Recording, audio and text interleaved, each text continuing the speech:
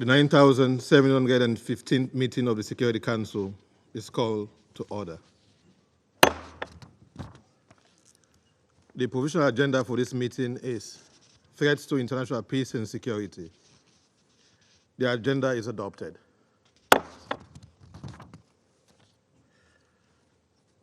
The United Kingdom has requested for the floor. I give them the floor.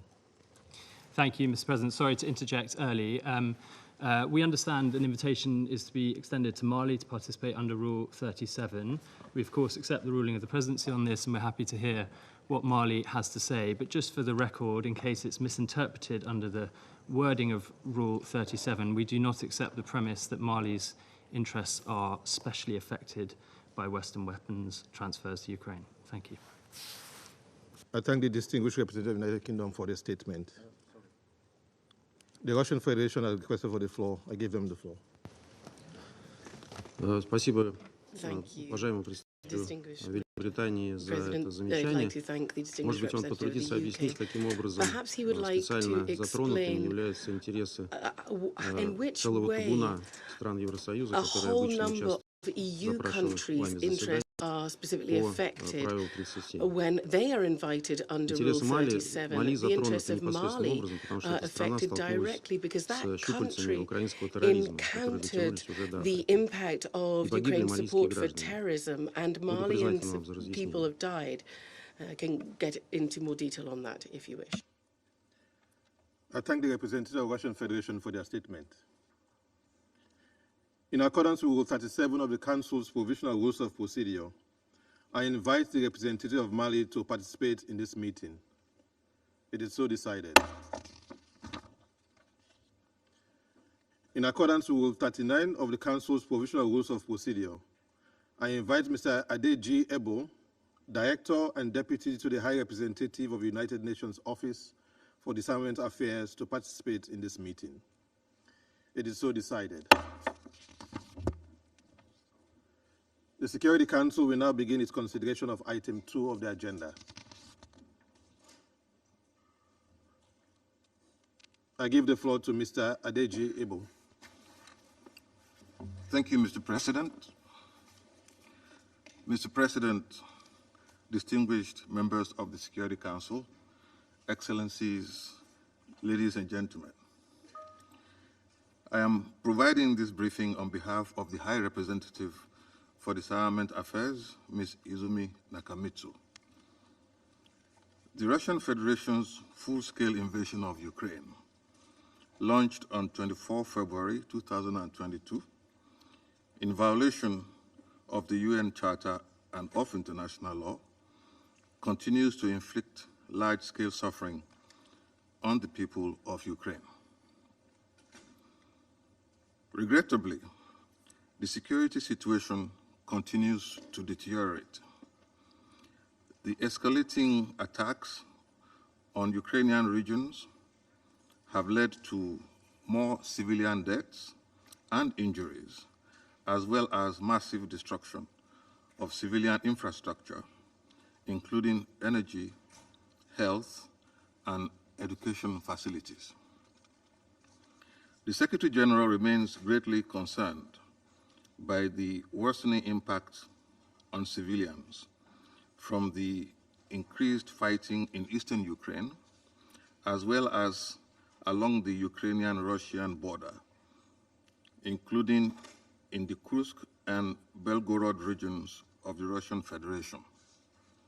He urges all to act responsibly and ensure the protection of civilians and civilian infrastructure.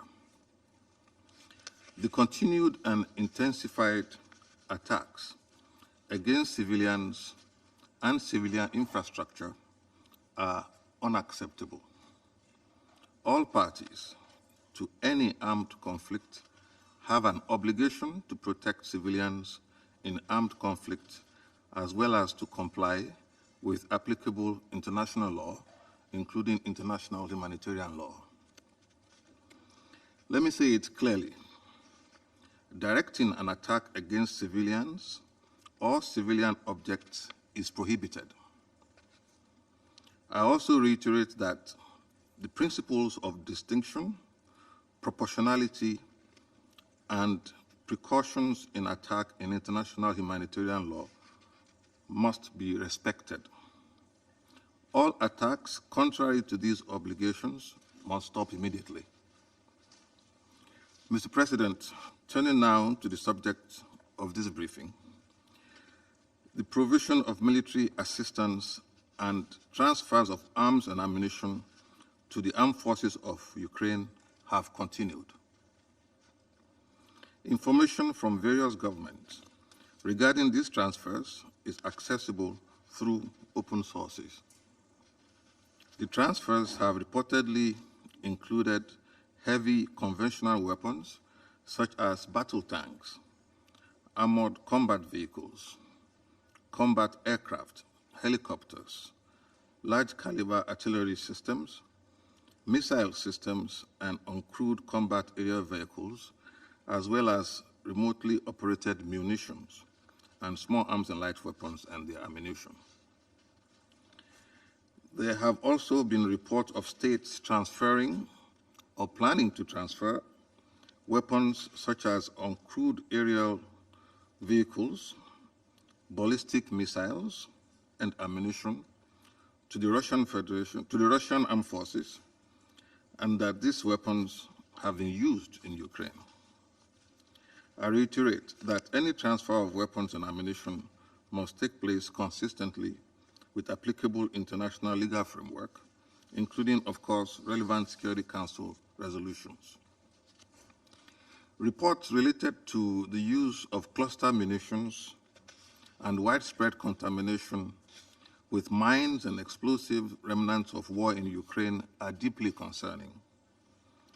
The universal participation in and the full implementation of the Convention on the Prohibition of the Use, Stockpiling, Production, and Transfer of Anti-Personnel Mines and on their destruction, and the Convention on Cluster Munitions and the Convention on Prohibitions or Restrictions on the Use of Certain Conventional Weapons must remain a priority. I appeal to all states to uphold their obligations under these treaties and to reaffirm their value and importance. Mr. President, to mitigate the human cost of weapons, states must exercise utmost responsibility in their arms and ammunition transfers. Last week, state parties to the Arms Trade Treaty convened in Geneva for the 10th Conference of State Parties. They acknowledged the importance of universal adherence to and effective implementation of the treaty in advancing its purpose to contribute to international and regional peace, security, and stability, reduce human suffering, and promote cooperation, transparency, and responsible action by state parties in the international trade in conventional arms. The transfer of weapons and ammunition into any armed conflict carries the risk of diversion and, by extension, raises serious escalation concerns. Measures to prevent and mitigate the risk of diversion of weapons and ammunition are key for preventing further instability and insecurity in Ukraine, the region, and beyond. Such efforts by all states involved in arms transfers will also be essential to post-conflict recovery. This requires supply chain transparency and cooperation and information exchange between importing, transit, and exporting countries. Diversion risks exist at each stage of the life cycle of a weapon, including manufacture, before and during transfer, post-delivery storage in stockpiles, and end use or disposal. Concrete counter-diversion measures include enhancement of marking at the time of manufacture and import, record keeping and tracing practices, comprehensive pre-transfer diversion, risk assessments, end-user certificates, including non-transfer clauses, post-shipment verifications, and diversion monitoring and analysis. In June this year, states met to review progress made in the implementation of the Program of Action on Small Arms and Light Weapons and its international tracing instrument. States adopted by consensus action-oriented measures for 2024-2030 in order to prevent, combat, and eradicate the illicit trade in small arms and light weapons throughout their life cycle. All states should now implement these commitments and other related commitments, including those in the Global Framework for Through-Life Conventional Ammunition Management, as well as the obligations under all instruments to which they are a party to prevent the diversion of arms and regulate the international arms trade. Mr. President, since 24 February 2022, the Office of the United Nations High Commissioner for Human Rights has recorded 35,869 civilian casualties in Ukraine, 11,662 killed, and 24,207 injured.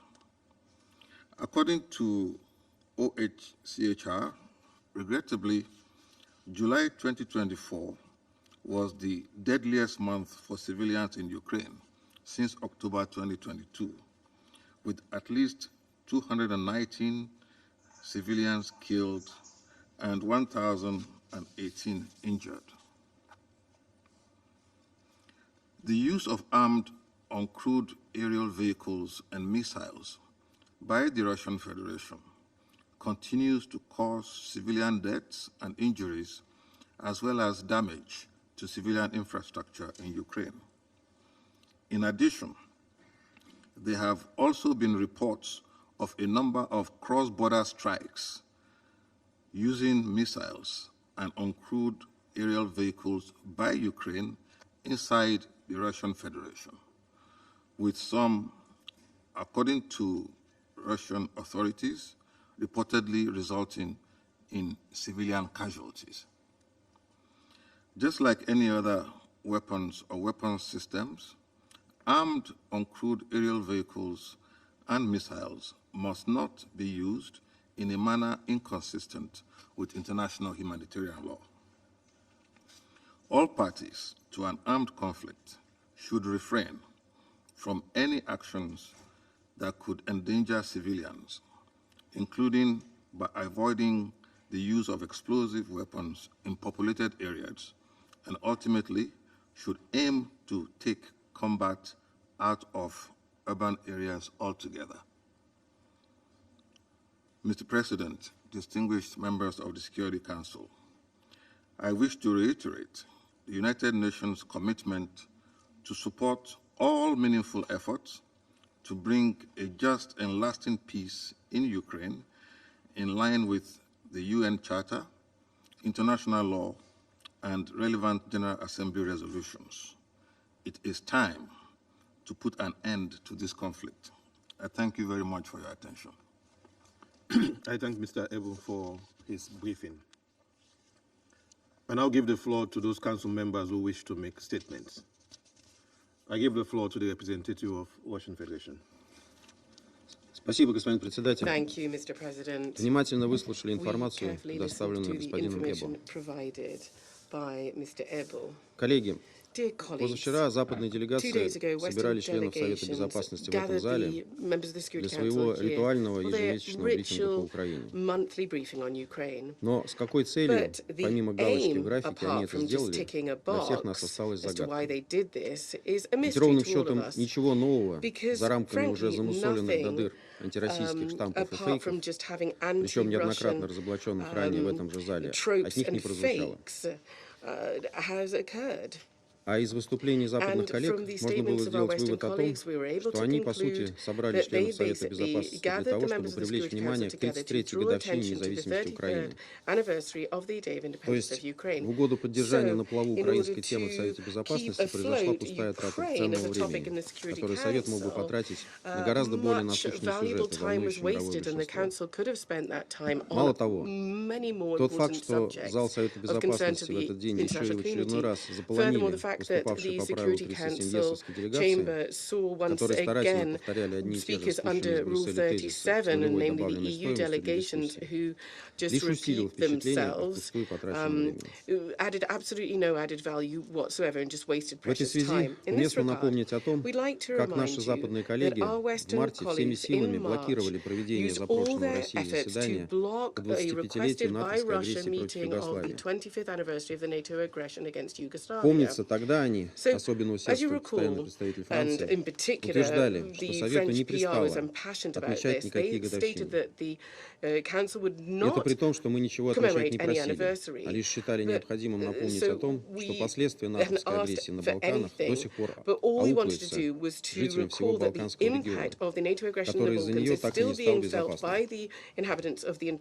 Таким образом, мы опять столкнулись с вопиющими двойными стандартами наших западных коллег, которые уже прочно стали их своего рода визитной карточкой. Уверен, что они будут размахивать этой карточкой сегодня, пытаясь доказать, что как раз наше сегодняшнее мероприятие является пустой тратой времени.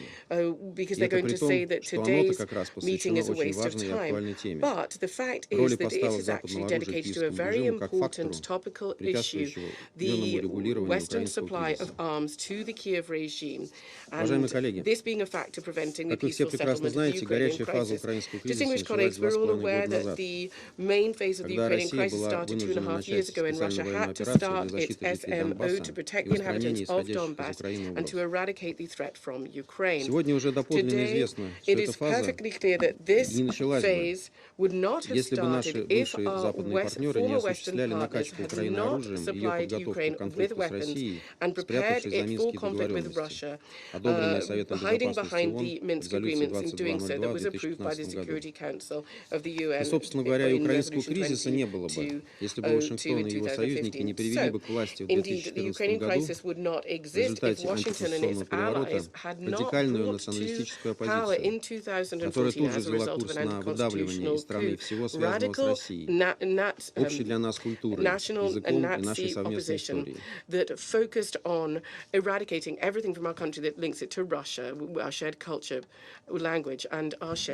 В итоге киевский режим в том же году развязал войну против населения Востока и Юго-Востока, которую мы не пришли останавливать в феврале 2022 года. Таким образом, деструктивная роль Запада в этой продолжающейся украинской трагедии очевидна. У руководства Украины, как мы все сегодня знаем, был прекрасный шанс достойно выйти из этого порочного и губительного круга через месяц после начала нашей СВО. Тогда в Стамбуле были парафированы необходимые двусторонние документы.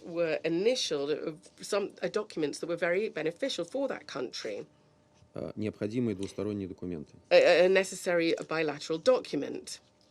Однако ряд западных лидеров, в частности, бывший британский премьер Борис Джонсон, убедили президента Зеленского отвергнуть это соглашение, потому что при помощи западного оружия он якобы может нанести России поражение и вернуть стране границы 1991 года. Мотивы коварных западников нам при этом абсолютно понятны. Не для того они потратили столько сил и средств, формируя из Украины антироссию, которая, по их расчетам, могла бы как минимум ослабить нашу страну, чтобы вот так просто дать примириться двум братским славянским народам.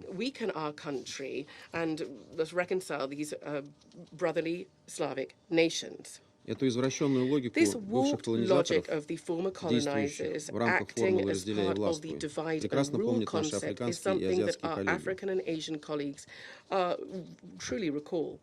А вот о чем думали и чем думали в этот момент украинцы, сложно сказать. В результате началась бешеная накачка Украины западным оружием, прежде всего старым советским, которое все равно нужно было так или иначе утилизировать. Но получил киевский режим и достаточно современную западную технику. Танки, БТР, артиллерийские установки, средства ПВО, СЗО, а самое главное – боеприпасы и дальнобойные ракеты. Согласно имеющимся в интернете данным, по состоянию на февраль 2024 года, совокупный объем западной помощи Украине составил 243 миллиарда евро. С некоторых пор данные по объему военной помощи Украине западные страны стали скрывать. Но по состоянию на конец 2023 года совокупный объем военной помощи стран НАТО составил 98 миллиардов евро, ЕС – 27 миллиардов евро. То есть всего 125 миллиардов евро или более половины всех выделенных Украине средств. Как мы все помним, в первой половине 2024 года США с большим скрипом, но выделили новый пакет военной помощи киевскому режиму в $51 миллиард. С учетом более мелких подачек от рядовых натовцев, мы можем с уверенностью говорить, что в 2024 году совокупный объем военной помощи Запада режиму Зеленского составил примерно 200 миллиардов евро. Я так подробно об этом говорю, чтобы эту цифру получше прочувствовали наши коллеги из стран глобального юга. Мы уже как-то раз говорили, что совокупная потребность всех гуманитарных агентств в 2023 году составила $56,7 миллиарда, то есть в 4 раза меньше. И она была профинансирована на 38,3%. Я уж не говорю о том, что США, будучи крупнейшим плательщиком в бюджет ООН, до сих пор не могут заплатить какой-то жалкий, по сравнению с этой суммой, $1 миллиард, что провоцирует кризис ликвидности в нашей организации. Понятно, что помощь Украине, прежде всего военная, это в том числе источник получения прибыли для западных оружейных компаний. Сами американские лидеры, как мы все помним, убеждали Конгресс одобрить последний пакет помощи аргументами о том, что это на самом деле выгодная бизнес-программа, которая к тому же еще и приводит к созданию большого числа рабочих мест в США. Что касается непосредственно киевского режима, то он, как минимум, после всем нам памятного провального контрнаступа в 2023 году полностью лишился своего вооружения. Теперь всецело зависит от западных подачек. И они по-прежнему поступают. Хотя Украина для Запада сейчас стала чем-то вроде чемодана без ручки, бросать его США и их сателлиты пока не готовы. И вот мы подходим к главному выводу. Без накачки западным оружием Украина давно бы уже прекратила воевать. Это признавали многие западные политики, включая господина Борреля из цветущего сада. А поскольку в целях нашей СВО уничтожение Украины как государства не значилось, остановилась бы бессмысленная мясорубка, которую просроченный украинский президент ради сохранения собственной власти и в угоду западным геополитическим интересам кидает новые сотни тысяч своих сограждан, которые всеми силами пытаются избежать отправки на фронт.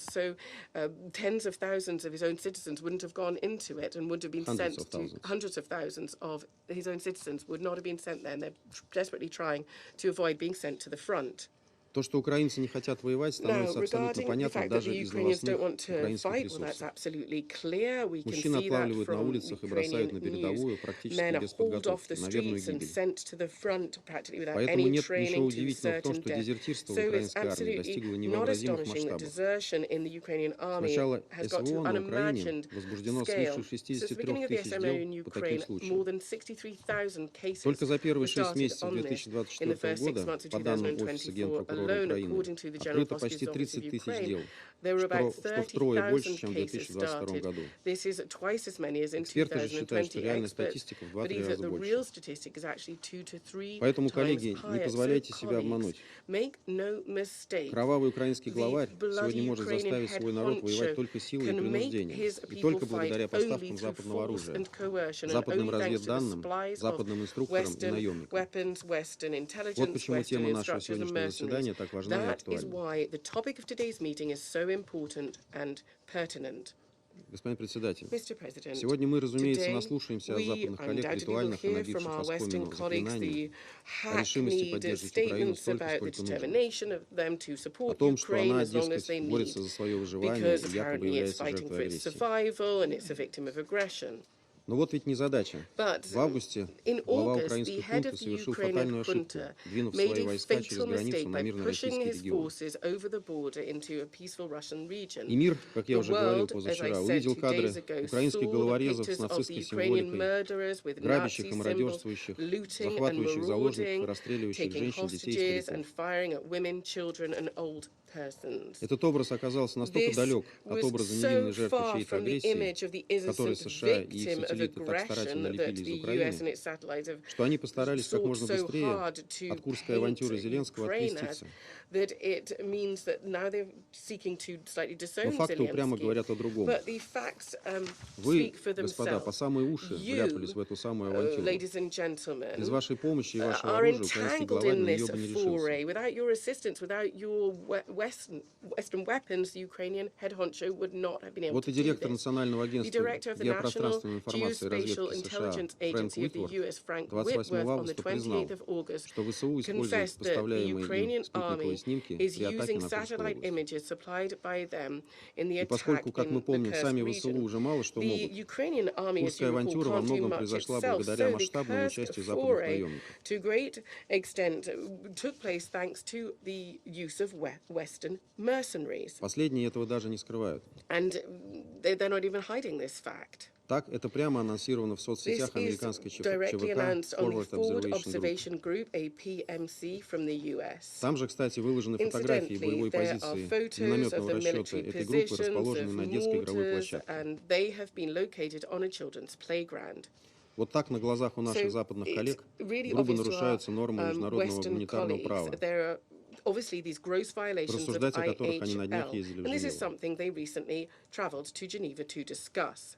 Ради достижения своих целей In наши order to западные achieve its лицемеры aim, уже практически our ничем не Western гнушаются. hypocrites there's nothing that they don't stoop Так, to. 12 On the 12th августа of восстановительная August, бригада a Россетей repair unit of попала в Курскую область Россетей под обстрел снарядами с was химическим fired оружием, at with chemical характерным для weapons вооружения армии that is США и something that ФРГ. is characteristic for the US Army Удары and that of химическими Germany. боеприпасами были также нанесены по Chemical некоторым weapons российским strikes частям were also 21 born августа. on Russian areas on the 21st Специально of для этого в August. Курскую область In the были Kursk передислоцированы region, части a 74-го part of отдельного the полка 74th радиохимической защиты ВСУ. radiochemical unit of the Ukrainian army was И redeployed. все это происходит с ведома And this Вашингтона, is Лондона и Брюсселя. coming with the oversight of Washington, London, and Brussels. На это указывают найденные There методички, are с помощью manuals которых that we солдат ВСУ found готовят к where применению Ukrainian химических army боеприпасов soldiers are с помощью trained to артиллерийских use систем западного chemical производства. ammunition with the use of artillery systems. Кроме того, Киев Furthermore, получил около Kyiv got 500 тонн about триэтаноламина, 500 tons of применяемого для создания triethylamine that is отравляющего used вещества to, азотистый иприт. for the chemical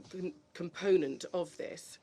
Хочу напомнить в этой I'd like связи, to что remind западные you моралисты here уже that давно направляют на Украину Western снаряды с moralists соединенным ураном have и кассетные already боеприпасы. sent highly enriched uranium and cluster munitions to Ukraine. Кстати говоря, на днях появилась Incidentally, информация о there том, was как США information ввозят recently кассетные that the боеприпасы на US Украину. is sending cluster munitions to Ukraine. Это происходит через This Германию, is где они taking place хранятся, through в частности, Germany. в They're городе kept Мизау. there in Mizau.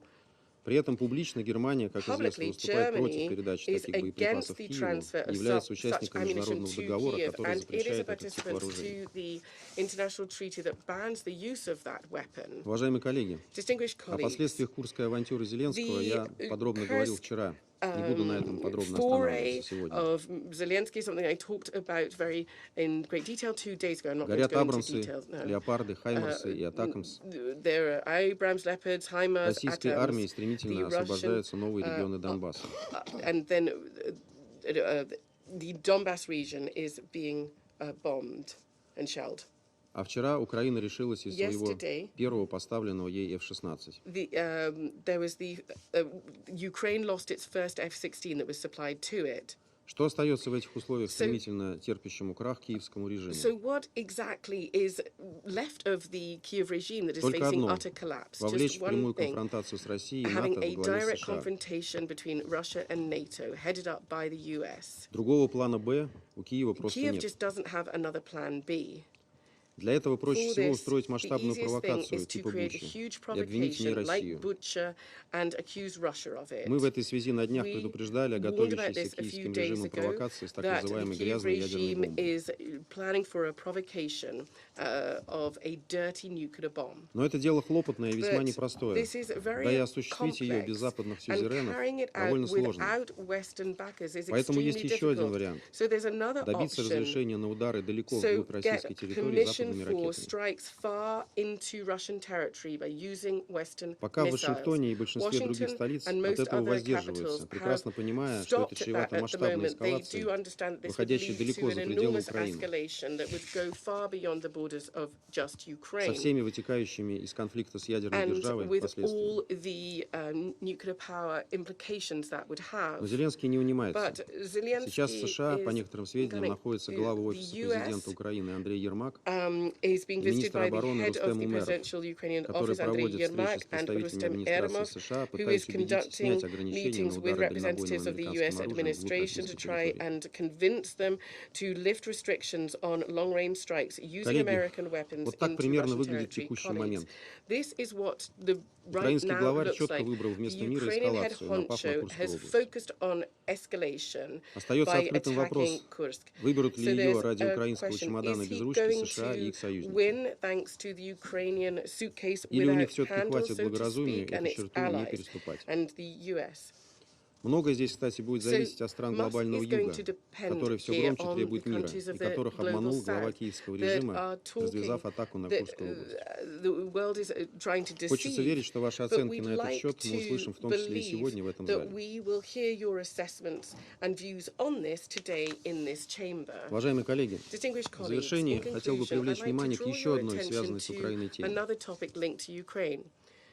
20 августа Верховная Рада Украины приняла законопроект, позволяющий запретить в судебном порядке деятельность любых религиозных общин на территории Украины, в том случае, если они якобы аффилированы с какими-либо религиозными организациями России. Для соответствующего решения суда будет достаточно заключения религиоведческой экспертизы, которая в условиях охоты на ведьм может быть с легкостью сфальсифицирована. Даже не скрывается, что документ направлен непосредственно против Украинской Православной Церкви. Его цель — ликвидировать ее и все ее общины, либо принудительно перевести их в иные религиозные организации. Сотни монастырей и миллионы православных верующих на Украине рискуют оказаться вне правового поля, потерять свое имущество и место молитвы. Принятый законопроект несовместим не только с Конституцией самой Украины, но и с представлениями о верховенстве закона. По сути, он является политической декларацией, имеющей своей целью легализовать уничтожение религиозной общины большинства. Это беспрецедентное антидемократическое решение осудил даже Папа Римский, которого никак нельзя заподозрить в пророссийских настроениях.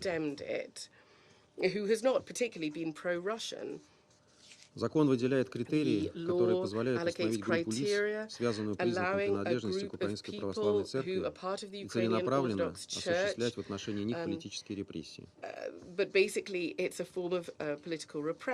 Все это уже сегодня сопровождается вопиющими притеснениями духовенства и верующих, угрозами и шантажом, насилием, массовыми избиениями.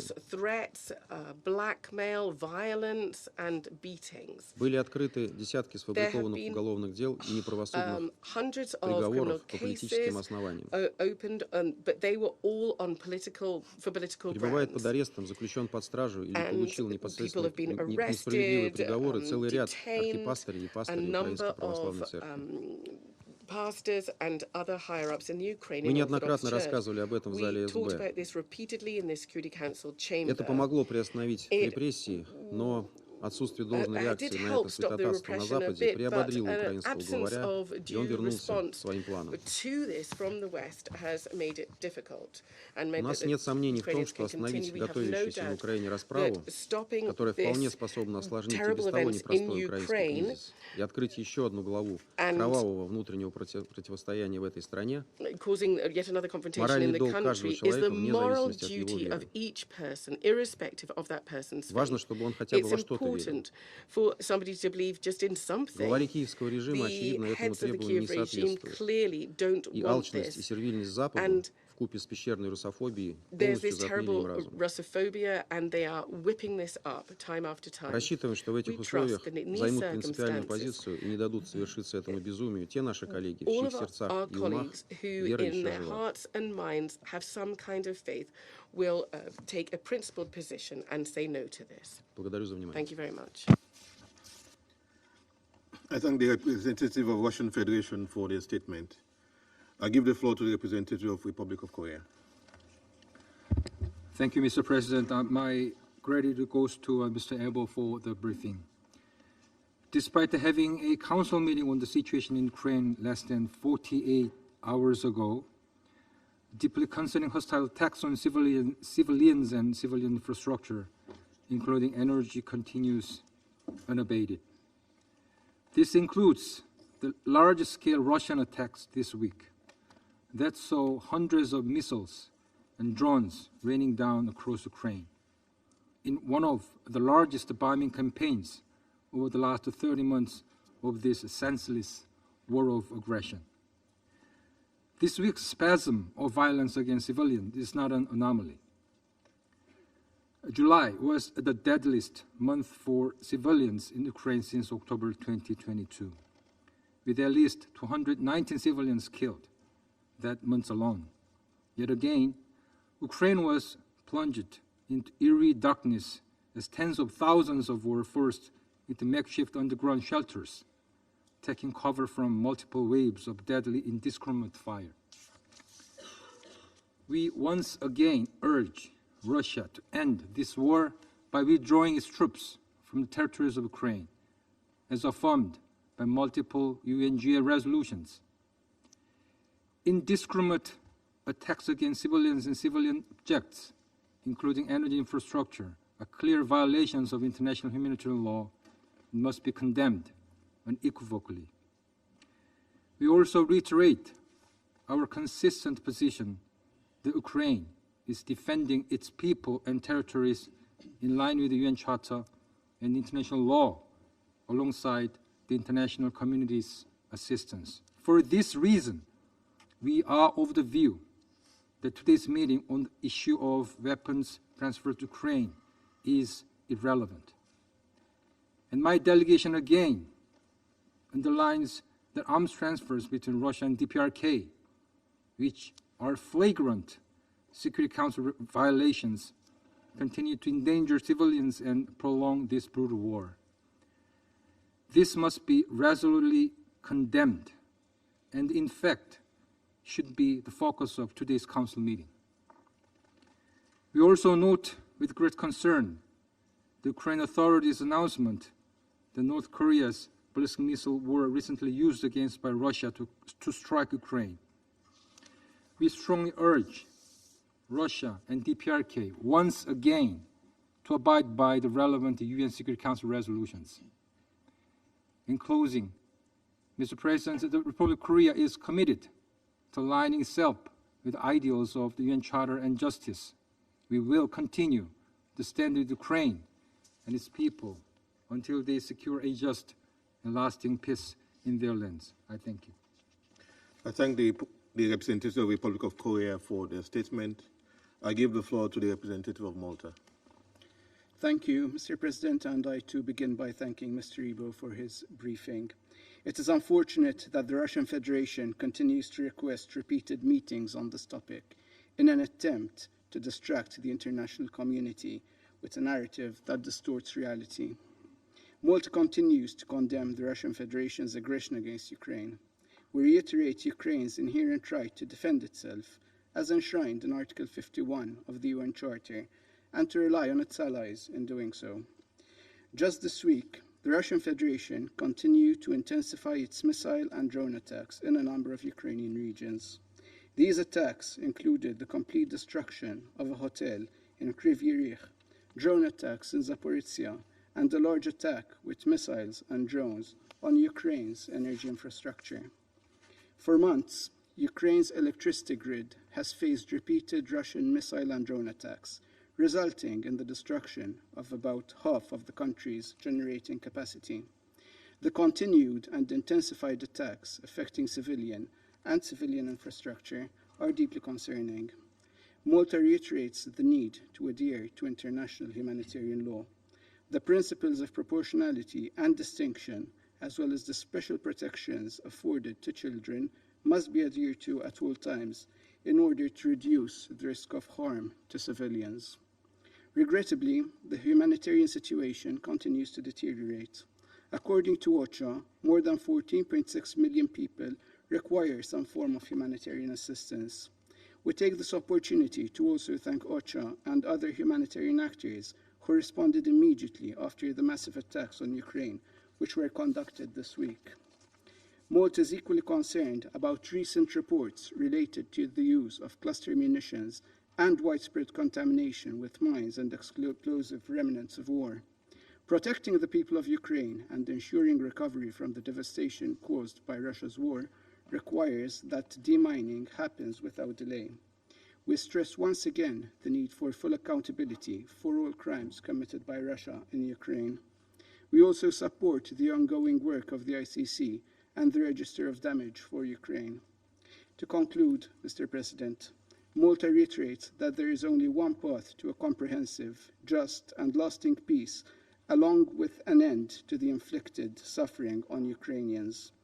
This is for Russia to immediately, completely, and unconditionally withdraw all its troops and military equipment from the entire territory of Ukraine within its internationally recognized borders.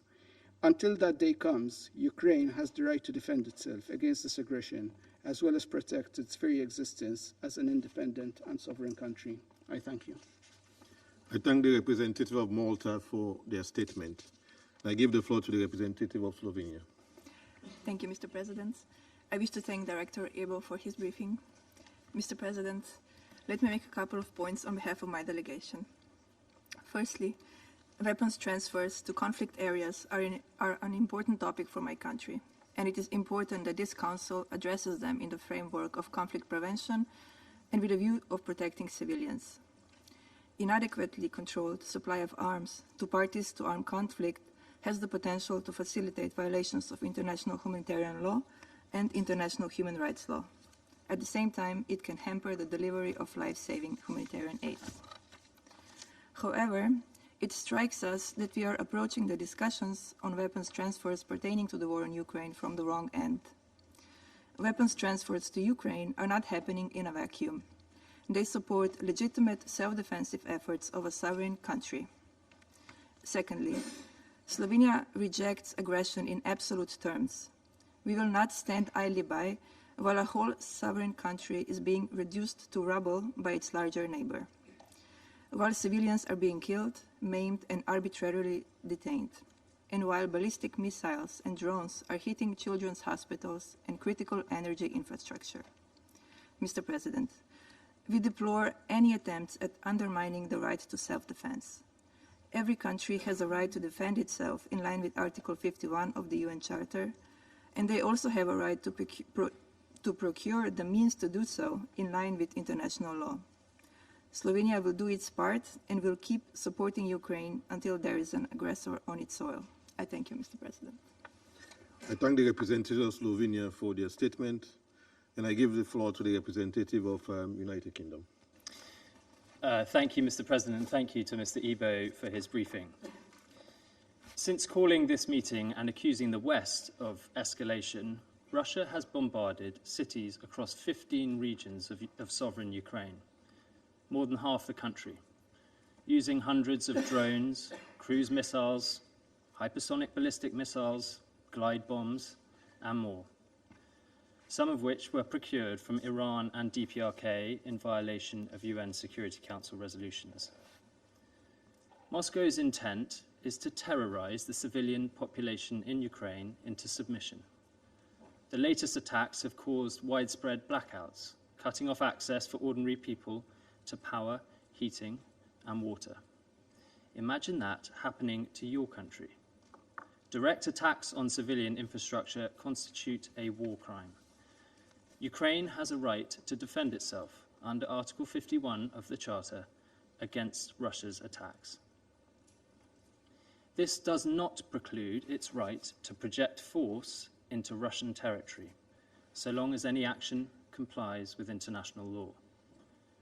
Russia cannot step up the war from its own soil while increasing attacks on civilian infrastructure and expects Ukraine not to seek to remove the source of the threat. We will continue to provide Ukraine with the capabilities it needs to defend its people. Neither the UK nor our partners seek direct confrontation with Russia, nor a wider escalation of tensions.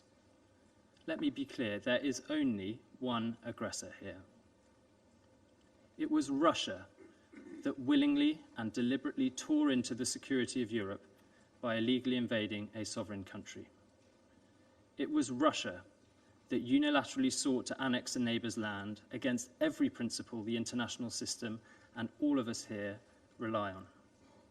It was Russia that chose to use hypersonic missiles and other advanced weaponry against civilians and their infrastructure.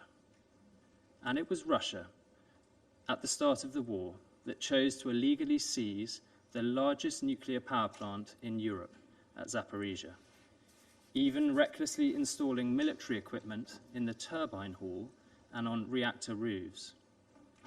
Russian disinformation and threats and false accusations will not deter the UK or our allies from our steadfast support for Ukraine, including providing it with the capabilities it needs to defend its people.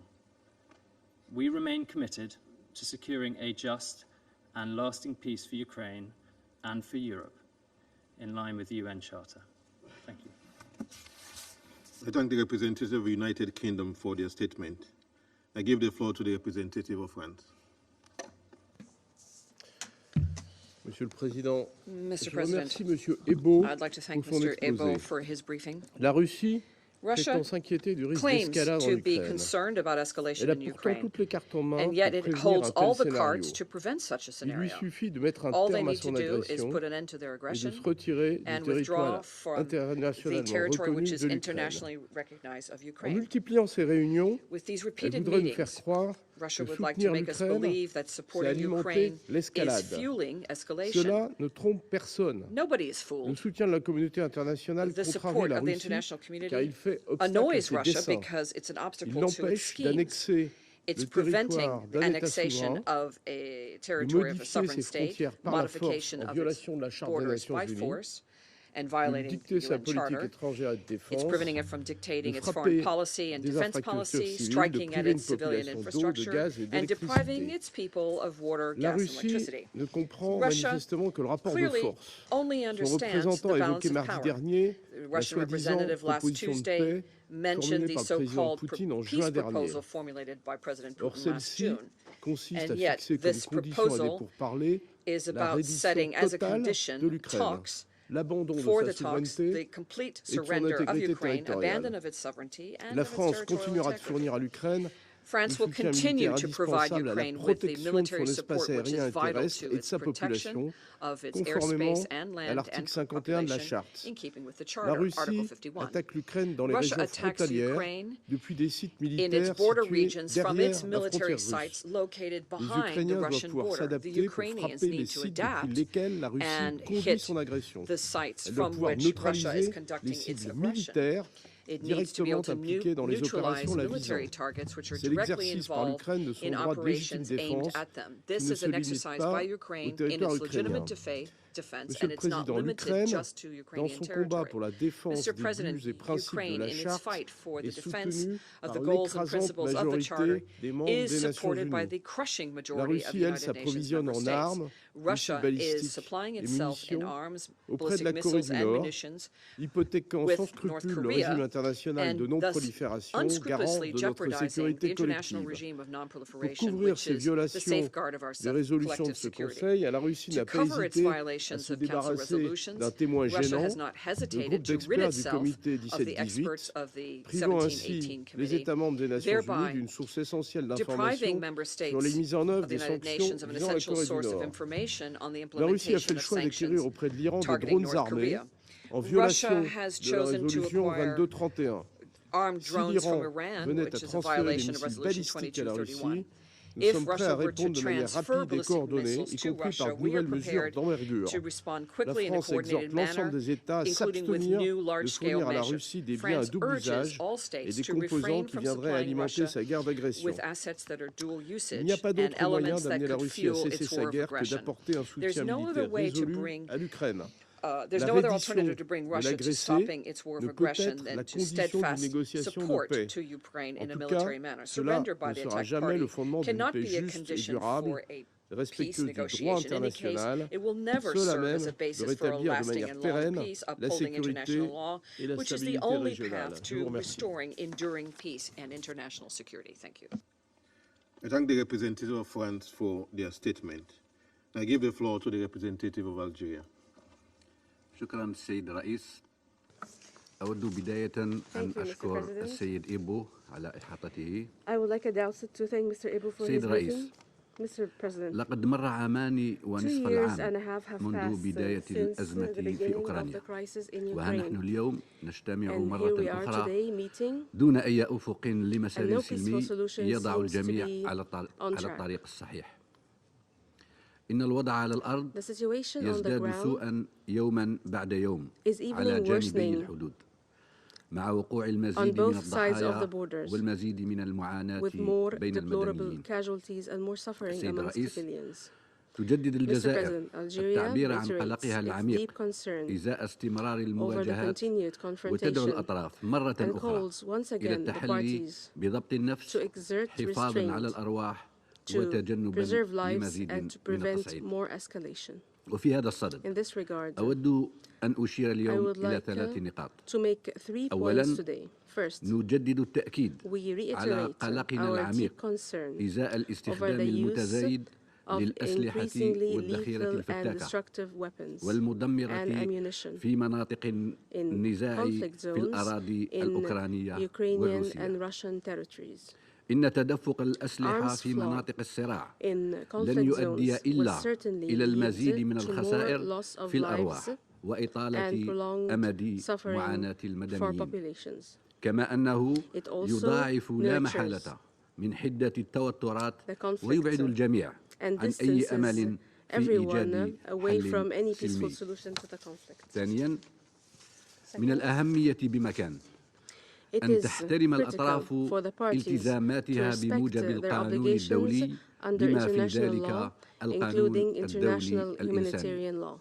إن استهداف المدنيين والبنى Targeting التحتية civilians and المدنية civilian أمر غير infrastructure مقبول is تحت unacceptable أي ظرف under any من الظروف، circumstance وذلك بنص القانون and is الدولي prohibited by الإنساني. international لذلك humanitarian law. فإننا We نكرر therefore دعوتنا إلى reiterate our التخلي call to عن abandon منطق the المواجهة logic of وإعطاء confrontation الأولوية and to القصوى prioritize لحماية protection of المدنيين civilians والبنى and التحتية civilian المدنية. infrastructure. كما ينبغي أن يكون العمل على تخفيف معاناة Alleviating the المدنيين suffering of على رأس people should be أولويات at the top جميع الأطراف. of the priorities for all وأخيرا، parties. Finally, ينبغي إعطاء فرصة حقيقية للحوار الشامل an inclusive and والبناء، constructive dialogue كما should لا be ينبغي given a أن real يكون chance للاستقطاب to deliver. أي مكان في هذا الصراع. There should not be فلا any بد room for للدبلوماسية polarization in this أن conflict. تستعيد دورها Diplomacy الريادي should take من the خلال lead توحيد by كافة joining الجهود all الرامية efforts إلى التوصل towards a إلى peaceful تسوية settlement سلمية of لهذا this النزاع. dispute. في الختام، سيد In الرئيس، closing, Mr. تبقى President, قناعتنا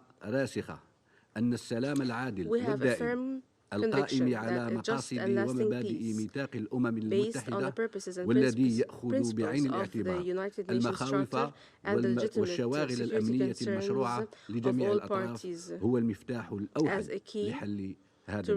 resolving this وشكرا. conflict. I thank you.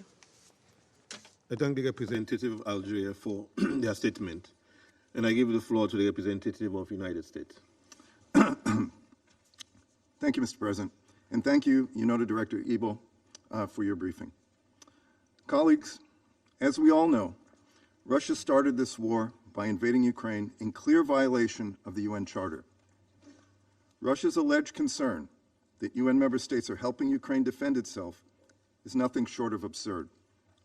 If Russia would like to have a discussion on the risks resulting from weapons transfers, then let us have a real one.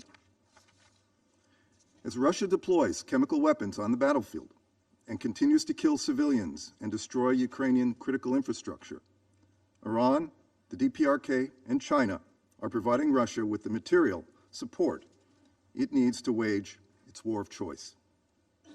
First, Iran, the world's leading state sponsor of terrorism. Iran is fueling Russia's aggression with direct military support, providing lethal weapons, which the Kremlin is using with devastating effect against Ukrainian civilians and infrastructure. Just a few days ago, on the anniversary of Ukraine's independence from the Soviet Union, Russia reportedly used approximately 100 Shahed UAVs and glide bombs in a major attack targeting critical infrastructure throughout Ukraine, including the electricity grid, power plants, and natural gas facilities. Russia procures or produces these UAVs thanks to its partnership with Iran. We remain seriously concerned by the consequences of Iran potentially transferring ballistic missiles and related technology to Russia. If Iran were to move forward with the transfer of ballistic missiles to Russia, it would represent a dramatic escalation and a serious risk to international peace and security. Iran's support for Russia's war of aggression threatens European security and illustrates how Iran's destabilizing influence reaches beyond the Middle East and around the world. Then there are DPRK's arms transfers. In its attacks this past weekend, Russia fired at least 6 possible North Korean-supplied ballistic missiles. Since late December 2023, Russia has fired upwards of 65 North Korean-supplied ballistic missiles on Ukraine. The DPRK has unlawfully transferred dozens of ballistic missiles and more than 16,500 containers of munitions and munitions-related material to Russia, prolonging the suffering of the Ukrainian people. Russia's procurement of DPRK ballistic missiles violates the UN arms embargo on the DPRK that Russia itself supported in this council. Colleagues, Moscow's military cooperation with Pyongyang is cynical and dangerous. The Kremlin shields the DPRK from UN scrutiny of its unlawful nuclear and ballistic missile development programs in exchange for the DPRK's material support to Russia's war of choice. By doing so, Russia undermines the UN Charter and the principles of nonproliferation, the importance of which Russia used to recognize. Let me also address the significant support Russia receives from China and the two countries' so-called no-limits strategic partnership, which props up Russia's defense industrial base and enables it to continue an illegal war against Ukraine. China is exporting to Russia nitrocellulose, machine tools, microelectronics, optics, and UAV and cruise missile technology that Russia deploys in its attacks against civilians and Ukraine's infrastructure. We have seen a massive buildup of Russia's weaponry over the last year and a half, including tanks, missiles, and munitions, all fueled by China's dual-use imports. China cannot have it both ways. It cannot claim to be for peace and want better relations with Europe, while at the same time fueling the most significant threat to European security since the end of the Cold War. If the Russian Federation were serious about international peace and security, rather than wasting our time in this venue with bad faith arguments and counter-accusations steeped in disinformation, the Kremlin would have agreed to participate in Ukraine's second peace summit earlier this year. I would also like to point out the falsehood in Russia's narrative that, quote, Western countries support Ukraine. In fact, countries that stand with the democratically elected government of Ukraine in defense of the UN's Charter's principles of sovereignty and territorial integrity represent all geographic regions of the globe, not just Western countries. The United States will continue to stand with those countries. We will continue to call for justice for the victims of the Kremlin's war of aggression and accountability for those responsible. And we will continue to call out those who enable Russia in its brutal war of aggression against the people of Ukraine.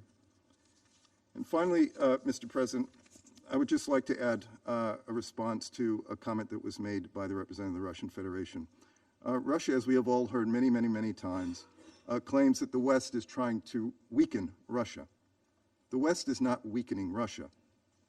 However, through its use of chemical weapons, its war of aggression against Ukraine, its use of Wagner forces to terrorize Africans, its nuclear saber-rattling, its interference in democratic elections around the globe, its support for terror groups in the Middle East, Russia is doing an excellent job of that all by itself. Thank you, Mr. President. I thank the representative of the United States for their statement. I give the floor to the representative of Switzerland. Monsieur le Président, je remercie le haut représentant adjoint pour les affaires de désarmement, M. Ebo, pour son intervention. En tant que communauté mondiale, nous sommes liés par un ensemble de règles et de principes que nous nous sommes engagés à respecter. Ceci inclut la Charte des Nations Unies, qui énonce les principes permettant de vivre en paix et en bon voisinage, et qui consacre l'interdiction du recours à la force, le droit à la légitime défense, ainsi que la souveraineté et l'intégrité territoriale de tous les États. D'autre part, les conventions de Genève qui visent à atténuer les horreurs de la guerre en établissant des normes humanitaires minimales à respecter dans un conflit armé. Il y a 2 jours, nous nous sommes réunis pour discuter de la situation politique et sécuritaire en Ukraine. Nous insistons sur le fait que la gravité de la situation actuelle, les tensions accrues ainsi que la souffrance de la population ukrainienne, et d'ailleurs également de la population russe, découlent directement de l'agression militaire par la Russie. Nous condamnons cette agression militaire et refusons toute tentative visant à se soustraire à cette responsabilité. Permettez-moi également de rappeler que l'Ukraine a le droit d'assurer sa sécurité, de défendre son intégrité territoriale et sa souveraineté. À la lumière des hostilités persistantes, 2 messages ressortent clairement. Premièrement, il est impératif de mettre fin à cette guerre et deuxièmement, il est inacceptable que les civils continuent de payer le prix. Dès le début, nous avons appelé la Russie à mettre fin à son agression militaire et à retirer ses troupes du territoire ukrainien. Il est consternant que malgré ces appels, réitérés par la grande majorité de l'Assemblée générale et de la Cour internationale de justice, l'agression militaire persiste, exacerbée par le transfert d'armes et de munitions à la Russie, en provenance de tierces parties, en contravention apparente avec les obligations découlant des résolutions de ce Conseil. Je répète que les États doivent respecter et se conformer aux obligations qui leur incombent en vertu des instruments internationaux de maîtrise des armements. En ce qui concerne la protection des civils, la Suisse exprime sa profonde préoccupation et tristesse face aux nombreuses vies perdues, aux blessés et aux souffrances immenses causées par cette agression militaire, wherever it may occur. Notre position à cet égard est fermement ancrée dans le droit international humanitaire et les droits de l'homme. Nous rappelons à toutes les parties au conflit leur obligation de placer la protection des civils et de ceux qui ne participent plus aux hostilités au premier plan. Monsieur le Président, comme le disait un des signataires de la Convention de Genève lors de son intervention en 1949, nous savons aujourd'hui que la guerre ne résout jamais les problèmes qui l'ont fait naître. Elle est toujours suivie de longues années de souffrance par les vaincus et pour les vainqueurs, et ces résultats ne sont pas à la mesure des maux qu'ils engendrent. Je tiens à souligner qu'il est de notre responsabilité collective de veiller au respect des principes auxquels nous nous sommes engagés afin de tracer la voie vers un monde plus pacifique et plus juste, y compris en Ukraine. Je vous remercie. I thank the representative of Switzerland for their statement. I give the floor to the representative of Japan. Thank you, Mr. President, and I thank Director Ebo for the briefing. I am wondering how many times Russia will continue to repeat the same rhetoric. It consistently provocates the claim that Ukraine's defense efforts, along with the international community's support for these efforts, threaten international peace and security. However, Russia did not call for the Security Council meeting on its own initiative. Instead, it requests such meeting out of spite whenever someone else does. This behavior mocks the Security Council. Simultaneously, Russia speaks of peace and de-escalation while conducting large-scale air raids, including on Kiev. Today's meeting represents another instance of this mockery, yet it is not surprising. Russia's hypocrisy is nothing new. Violations of the UN Charter, disregards of international humanitarian law, and breaches of Security Council resolutions persist. Russia has also procured missiles from North Korea in violation of relevant Security Council resolutions and refused to renew the mandate of the panel of experts, which had played a crucial role in monitoring the implementation of the resolutions. Russia employs any means necessary to continue its illegal actions. Despite being a permanent member of the Security Council, entrusted with the primary responsibility for maintaining international peace and stability, Russia abuses its position, using the Council as a platform for disinformation.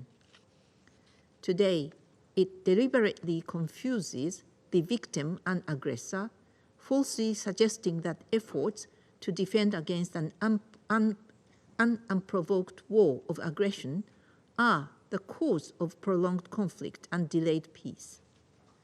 This stance is entirely unacceptable. However, no matter how much Russia tries to mislead the world, no reasonable person would believe its narrative, and we are united in affirming that its aggression against Ukraine continues nothing but a flagrant violation of the UN Charter. Nothing more, nothing less. Upholding the international order based on the UN Charter remains of utmost importance for every country in the world. Yet, Russia clearly does not share this belief. Russia may believe there is no way out but to continue its reckless attempts to distort the facts. However, I would like to say to my Russian colleagues, there is a way out. Withdraw immediately to the internationally recognized border of Ukraine. This is the action required to achieve peace now. End your sophistry in Security Council. Abide by international law. Respect the sovereignty of other countries, and stop your war of aggression. I thank you, Mr. President. I thank the representative of Japan for their statement. I give the floor to the representative of Ecuador. Gracias, señor presidente. Thank you, Agradezco sir. al alto representante adjunto, señor Adedeji Ebo, por su exposición informativa. El Ecuador ha mantenido una postura clara en relación con este tema. En esa línea, apoyamos las recomendaciones presentadas una vez más por el alto representante adjunto en torno a las medidas necesarias para mitigar los riesgos derivados de la creciente entrada de armas y munición. El Ecuador reitera la importancia de que la transferencia de armas y municiones se lleve a cabo estrictamente dentro del marco legal internacional aplicable y en conformidad con las resoluciones pertinentes del Consejo de Seguridad. El Ecuador reconoce que la introducción de armas y municiones en zonas de conflicto puede contribuir a una escalada y genera riesgos que persisten más allá del cese de las hostilidades. Por lo tanto, consideramos indispensable adoptar medidas efectivas para mitigar el riesgo de desvío, tráfico ilícito y mal uso de las armas y municiones, a fin de evitar una mayor inestabilidad e inseguridad en Ucrania y en la región, incluso durante la fase de recuperación post-conflicto. Al Ecuador le preocupa de manera particular que mientras las hostilidades se intensifican y se amplía el campo de batalla, se va cerrando la ventana para el diálogo y la negociación. El uso indiscriminado de armas en zonas urbanas, los ataques contra civiles e infraestructura civil y la proliferación de municiones como las minas antipersonal y las municiones en racimo son ejemplos claros de cómo la violencia está causando estragos irreparables en la población civil, algo que el Ecuador no puede dejar de rechazar. which Ecuador cannot Es but imperativo reject. que las It is partes en imperative conflicto that the reconsideren parties sus to the acciones y conflict adopten un rethink compromiso their político actions and genuino que adopt ponga fin a a esta genuine guerra. political La compromise to historia ha put an end to demostrado this que war. ningún conflicto ha History sido has shown resuelto de that no manera conflict sostenible has por la ever vía been militar. resolved in a sustainable El manner mundo in no a puede military manner. permitirse un The conflicto de world mayores cannot afford proporciones. a conflict of Mi greater delegación proportions. reitera su llamado a que termine la violencia, Its call se to ponga end fin the a la violence, to ocupación stop ilegal the de illegal Ucrania occupation y of se retome el Ukraine, diálogo and y la to return diplomacia que permitan to recuperar la paz diplomacy and en el dialogue marco del in order to respeto de la restore integridad peace in the territorial e context of independencia respecting the política de territorial Ucrania integrity, dentro political de sus independence of fronteras Ukraine internacionalmente within its reconocidas. internationally Para recognized concluir, borders. señor To presidente, conclude, Mr. President, el Ecuador Ecuador reconoce el derecho soberano de los recognizes the estados a la sovereign right legítima of defensa, states to el their cual legitimate debe estar defense, which should be estrictamente enmarcado strictly en lo defined dispuesto por el by artículo the provisions 51 of de la Carta Article de las Naciones 51 Unidas. of the United Nations Muchas Charter. gracias. Thank you very much. I thank the representative of Ecuador for their statement. I give the floor to the representative of Mozambique.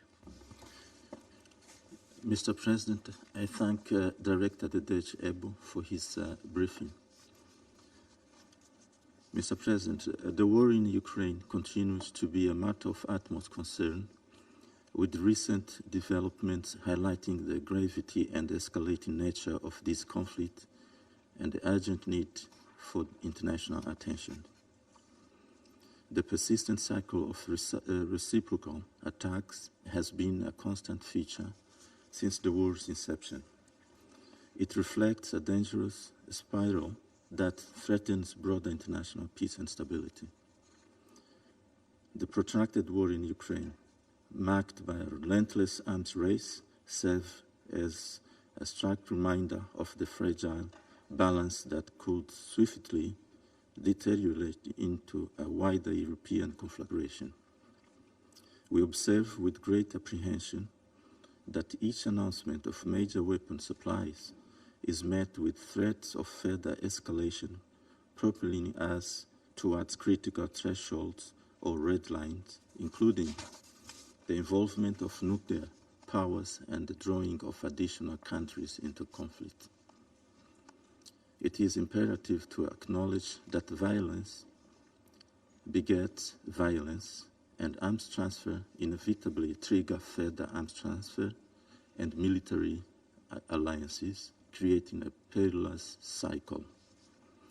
What began as a localized bilateral conflict is now dangerously morphing into multilateral conflagration, pulling in actors both near and distant from the battlefield.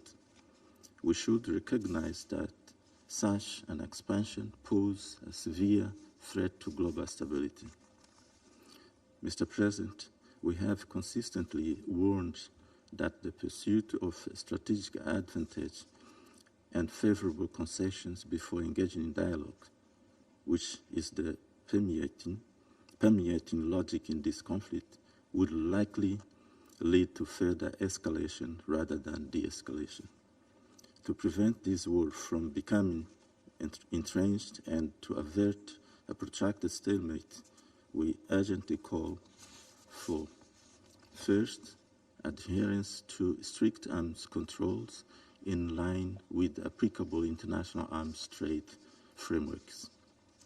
Second, recommitment to diplomatic engagement and de-escalation efforts, focusing on avenues for negotiation and conflict resolution, including direct dialogue among the primary belligerents with the support of international stakeholders accepted to both. Third, implementation of confidence-building measures to reduce direct confrontation between warring parties, creating the necessary space for diplomatic efforts to take root and prevent the conflict from reaching a point of no return. Ultimately, Mr. President, the decision to escalate or expand this conflict depends on the involved parties. Nevertheless, it is crucial to emphasize the importance of diplomacy, dialogue, and adherence to international law in resolving disputes. In this regard, the international community, including the UN Security Council, as well as influential leaders, play a vital role in facilitating peaceful resolutions and preventing further escalation.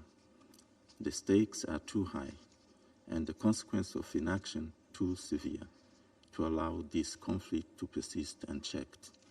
In conclusion, Mr. President, Mozambique reiterates its appeal for a political negotiated solution as the only viable path to end this conflict and lay the foundation for lasting and sustainable peace between the two neighboring countries. I thank you, Mr. President.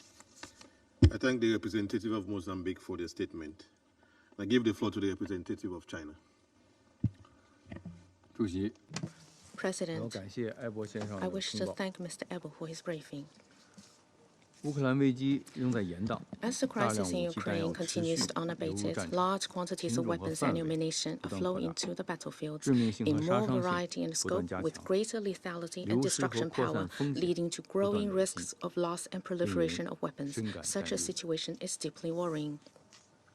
There are no simple solutions to complex issues. Increased weapon supplies to the battlefield will only cause more harm and will not bring lasting peace. Continued advocation of confrontation between camps will only further exacerbate the crisis and make the road to peace even rockier. China believes that the important thing to do now is to adhere to the three principles of no expansion of the battlefield, no escalation of fighting, and no provocation by any party in an effort to de-escalate the situation as soon as possible. We call on the parties to the conflict to demonstrate their political will, meet each other halfway in order to reach a ceasefire and the fighting, and start peace talks. To this end, we call on the international community to create favorable conditions and provide practical assistance. All parties concerned should give priority to peace and humanitarian concerns by devoting their resources and energy to diplomatic efforts for ceasefire and end to the fighting. China's position on the Ukraine issue is consistent and clear, that is, to promote peace talks and the political settlement. We will continue to uphold an objective and impartial position, maintain close communication with all parties, promote broader consensus in the international community, and make unremitting efforts for an early political settlement of the Ukrainian crisis. President, I wish to respond to what has just been said by the U.S. delegate. China did not create the Ukraine crisis, nor is it a party to the crisis. China has not provided weapons to any party to the conflict, and China has always strictly controlled our dual-use items. Chinese enterprises carry out their normal economic and trade cooperation with other countries around the world, including Russia and Ukraine, in accordance with the rules of the WTO and market principles, which is reasonable, legitimate, and beyond reproach. As a matter of fact, the United States still maintains trade and economic relations with Russia. The most urgent task for the international community right now is to promote a ceasefire, to stop the war and realize peace. China has been speaking out for peace and calling for all efforts to this end. However, the U.S. has not only turned a blind eye and deaf ear to China's efforts to persuade and promote peace, but repeatedly spread lies in the Security Council and smear China on the issue of Ukraine, which China firmly opposes and absolutely will not accept. We wish to advise the United States that if it truly wants to put an end to the war, it should make efforts together with countries concerned, including China, instead of shirking its responsibilities and creating confrontation. Thank you. I thank the representative of China for their statement, and I give the floor to the representative of Guyana. Thank you, Mr. President. I thank Director Ebo for the briefing and recognize the presence of the permanent representative of Mali in today's meeting. Guyana joins fellow council members in expressing grave concern about the devastating impacts of the ongoing conflict and the dire humanitarian situation that has arisen in Ukraine as a result of the hostilities. The rising civilian death toll and continued targeting of civilian objects point to an almost willful disregard for the fundamental principles of international humanitarian law. principles that underline the responsibility of any party to an armed conflict to behave in a manner consistent with military necessity, humanity, and proportionality. Guyana condemns all attacks targeting civilians and civilian objects. We demand that the parties comply fully with their obligations under international law, including international humanitarian law and international human rights law. We also call for safe and unhindered humanitarian access to all populations in need, including in the occupied regions. Mr. President, 2 days ago, we heard from ASG Yencha that July was the deadliest month for civilians in 2.5 years of armed conflict in Ukraine. According to OHCHR, over 11,000 civilians have been killed, including 639 children. Over 24,000 people have been injured, including over 1,500 children. Most civilian casualties were caused either using explosive weapons with wide area effects in populated areas or mines and explosive remnants of war. Yet, we continue to receive reports of the transfer or planned transfer of weapons with the capacity to inflict even deadlier and more indiscriminate damage.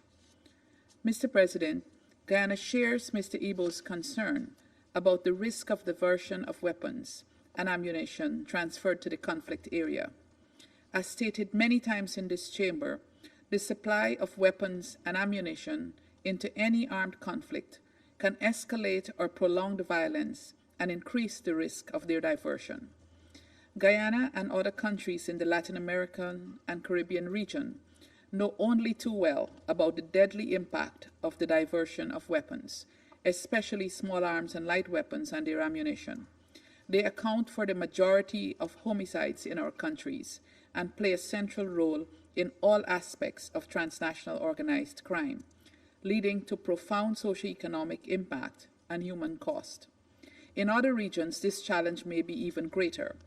Guyana, therefore, continues to urge due caution in ensuring that all transfers are transparent within the international legal framework and have provisions for controls to prevent their irregular transfer.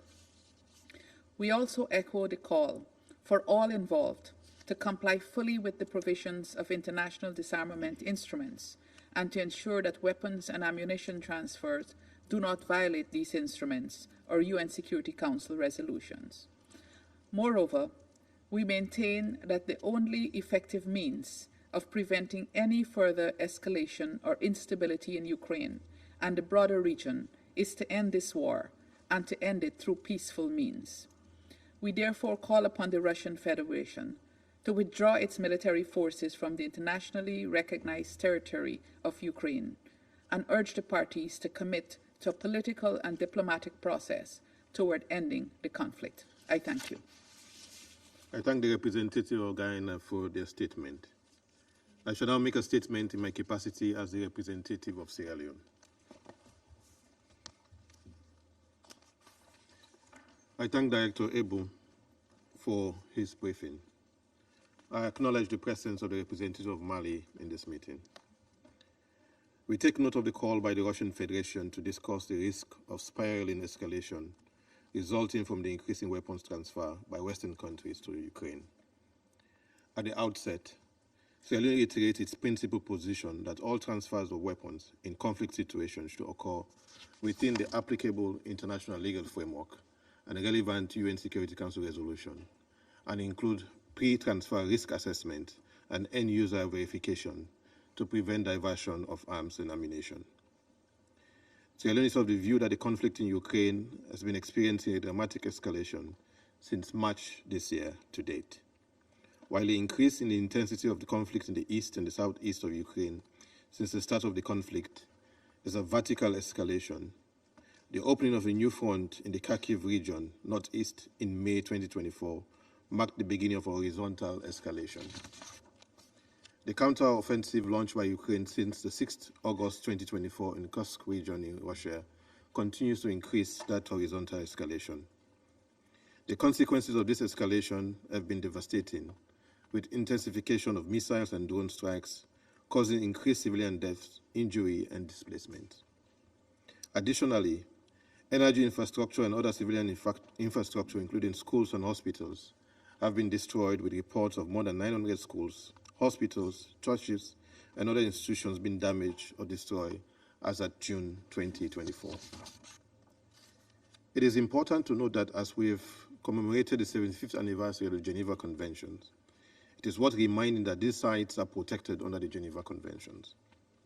From the above, and with no seeming end in sight of the conflict, Sierra Leone stresses that the conflict involves a vicious cycle with the risk of escalation likely to persist.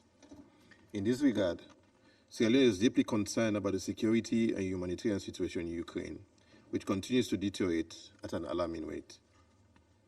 According to a Protection of Civilians Update report released on 9th August by the UN Human Rights Monitoring Mission in Ukraine, it recorded that 35,160 civilian casualties, including 11,520 deaths, have occurred since the conflict began on 24 February 2022. The report highlights that in July alone, at least 209 civilians were killed and 1,018 injured in Ukraine, making it the deadliest month for civilians since October 2022.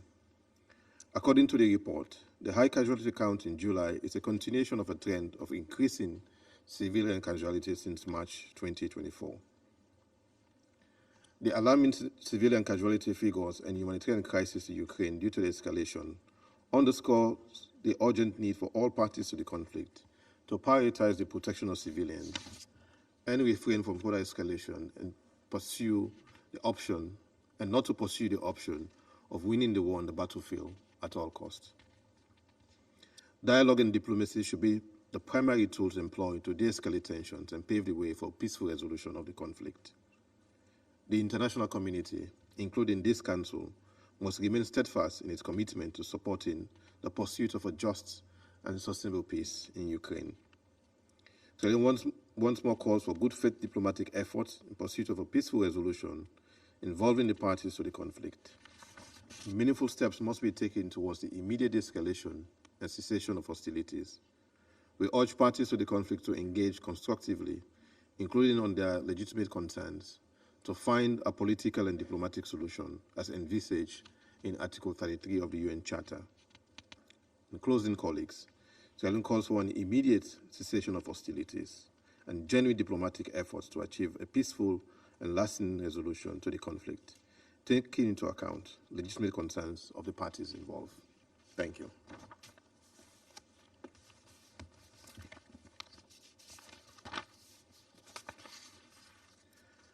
I resume my function as President of the Council.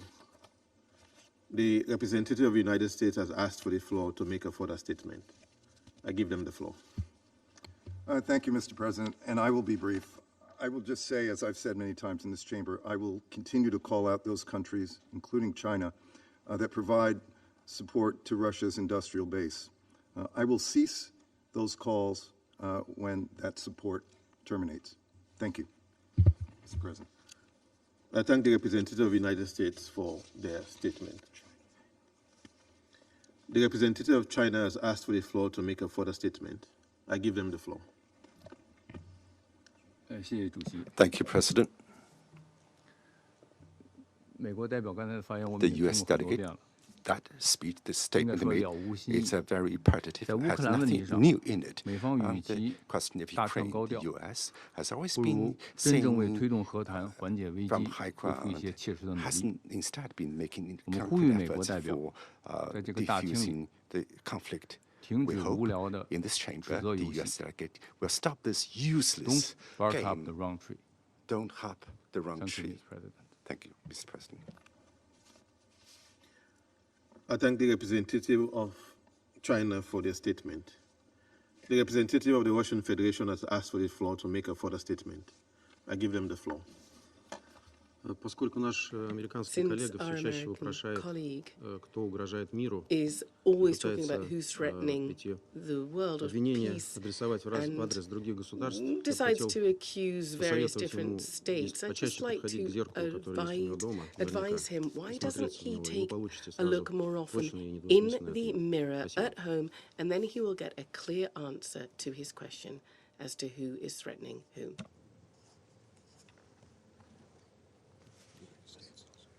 I thank the representative of the Russian Federation for their statement. The representative of the United States has asked for the floor to make a further statement. I give them the floor. Thank you, Mr. President. I will be equally brief here. Regarding the remarks just made by the representative of the Russian Federation, I would simply point out that he just reinforced all the points I made in my earlier statement. I have nothing more to say. Thank you. I thank the representative of the United States for their statement. I now give the floor to the representative of Mali. Merci. Merci, Monsieur le Président. Thank you, sir. Monsieur le Président, je suis heureux en cette veille de la fin de la présidence de la cérémonie du Conseil de sécurité de vous adresser ainsi qu'à l'ensemble de votre délégation de chaleureuses félicitations pour le travail remarquable abattu durant ce mois d'août 2024. Le Mali a demandé à participer à cette réunion essentiellement pour partager ses vives préoccupations face aux implications et aux conséquences de la fourniture des armes à l'Ukraine sur nos pays, sur nos populations, loin de la ligne de front entre la Russie et l'Ukraine.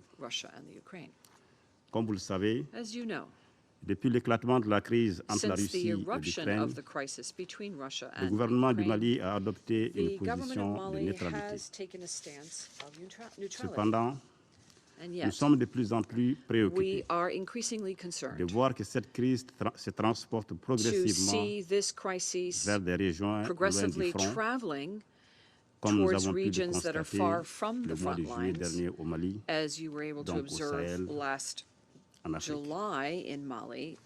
En effet, le porte-parole de l'agence ukrainienne de renseignement militaire et l'ambassadeur de l'Ukraine au Sénégal ont avoué publiquement et de manière assumée l'implication de leur pays dans l'attaque lâche, the involvement of their country in the cowardly, treacherous, and barbaric attack on the 24th, 25th, and 26th of July 2024 of terrorist groups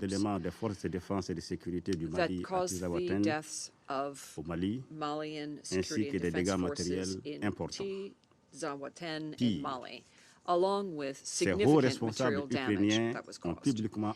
Worse, Ukrainian high-level officials publicly announced other, quote, results to come. Le gouvernement du Mali réitère sa condamnation ferme de ce soutien assumé de l'Ukraine aux formations terroristes au Mali, au Sahel et en Afrique. Presumed support of Ukraine to terrorist groups in Mali, the Sahel, and in Africa.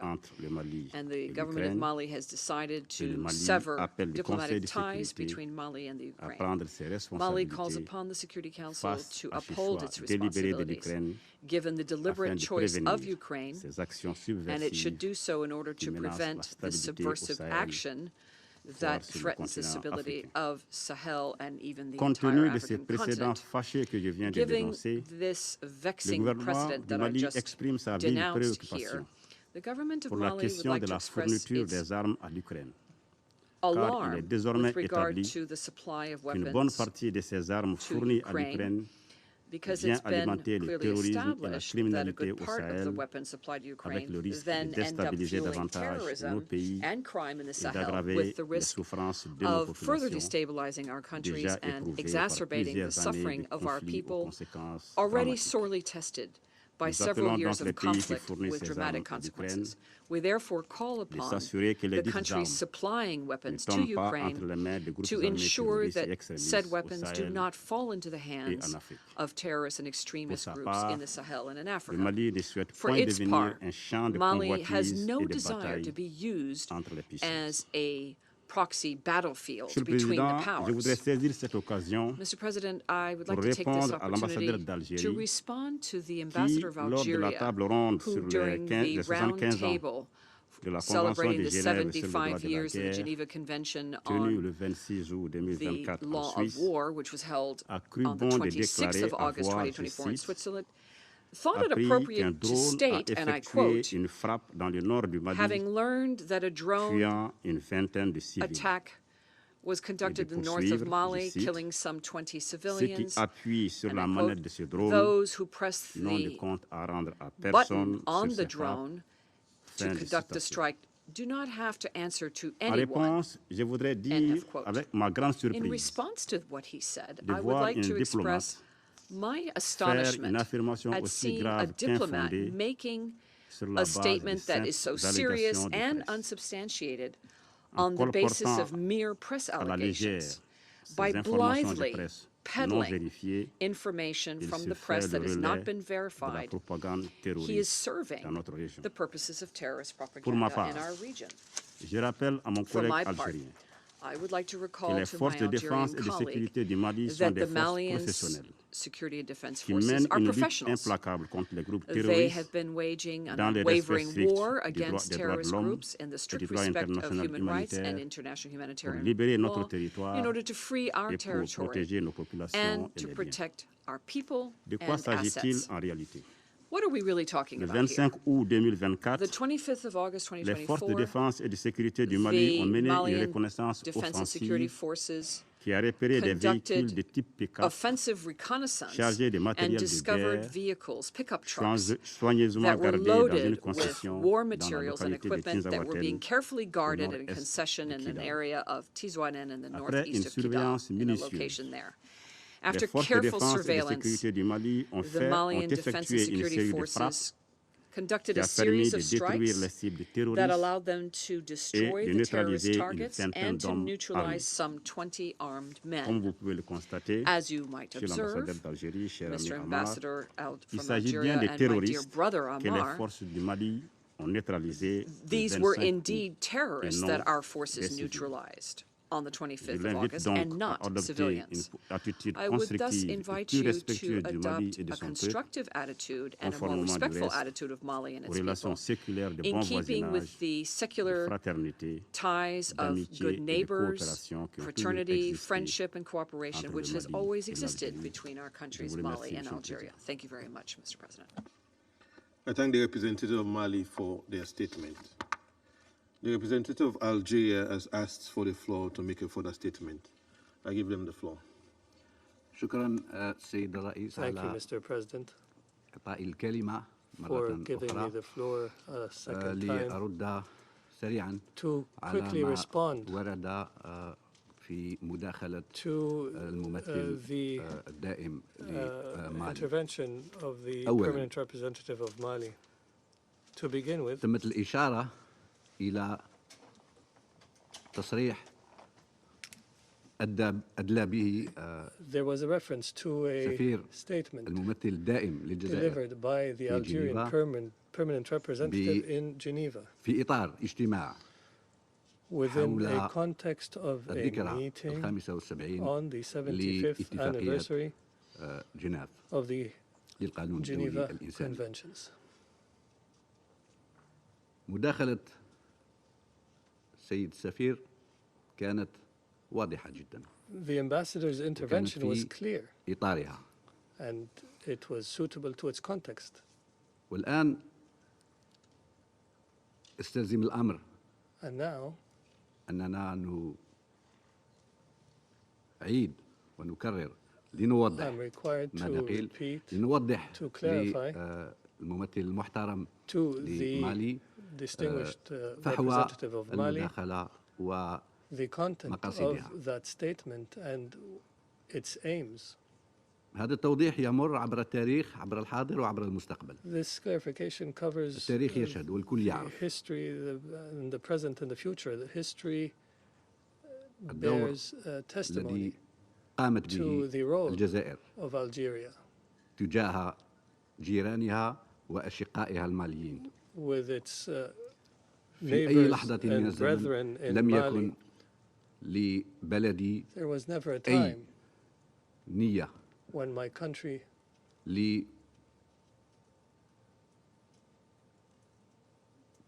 لجعل intended ممكن أي إضرار any لدولة harm مالي to the state of Mali. من خلال التأكيد على ضرورة التفريق بين Through الأعمال الإرهابية reiterating the need to distinguish between terrorist acts وعمل المقاومة المشروعة and legitimate resistance توضيح acts, جد صريح يؤكد it was a clear أن statement على الجميع أن لا يشكك في that تعريف emphasizes that الإرهاب المعروف دوليا. no one must الجزائر doubt في the محاربتها internationally للإرهاب defined terrorism.